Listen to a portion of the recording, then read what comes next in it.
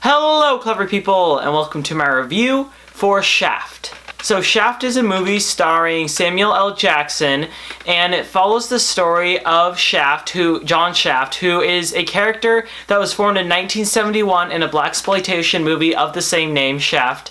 And then there was another one that came out in 2000, also called Shaft, and now there's this other one in 2019, also called Shaft. And all three of them have the same character in it, who was the original John Shaft in the first movie, and then in the second one they had Samuel L. Jackson, who was his son, and now in this third one they have another kid who is Samuel L. Jackson's son. So it's like a grandpa, a dad, and a son. It's kind of that thing going on, and all three of them are very much into shooting, and they're into killing. And this movie follows John Shaft Jr., who is the youngest one, who meets up with his dad, who is a kind of gangster. It's kind of hard to explain.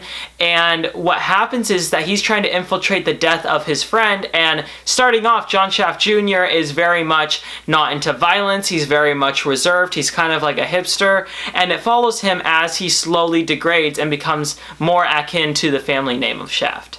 So this movie is kind of a weird one for me because I saw the trailer at least 50 times. It played in front of every movie for like 3 months or something. It felt like forever, and I saw it over and over again.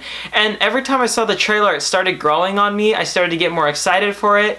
I didn't know that it was based on other movies until pretty recently. I thought it was just a TV show because there was a TV show called Shaft. Not sure how that fits in, but it does, I'm sure.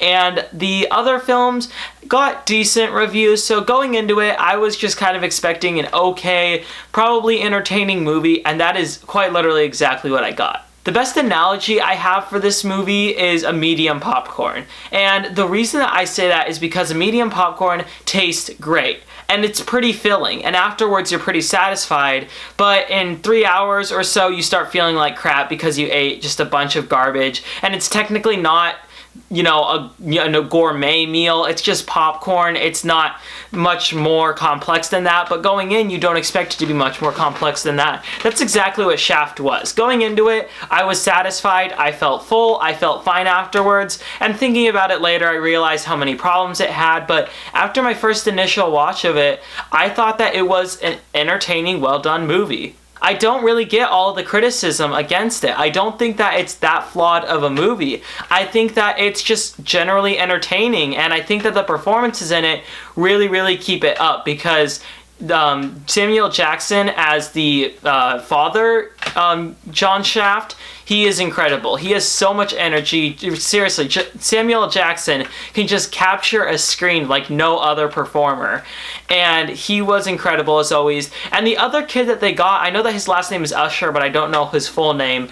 He was really, really good as well. And he was sometimes on the level of Samuel Jackson in terms of energy, which is very hard to do. And all the other performers, they fit in perfectly where they needed to fit in. The problem with Shaft has a lot to do with the script, is what I'd say. It's very convoluted, it's very poorly written, and really it's just, the script is like just a very basis to have characters go from one point to another point, and to have them dump out some really cheesy dialogue, and to find a way to try to get some fighting in there. It's really, really loose, it's really not all that well made, and it's kind of the reason the movie falters at times, but the actors, what they're given from the script, they turn into gold with their performances. I mean, seriously, the way that they take such crappy dialogue and make it sound so good, I don't know how they do it. And another big problem for me, and it shouldn't have been as big of a problem as it was, but it really stuck out to me, was the music.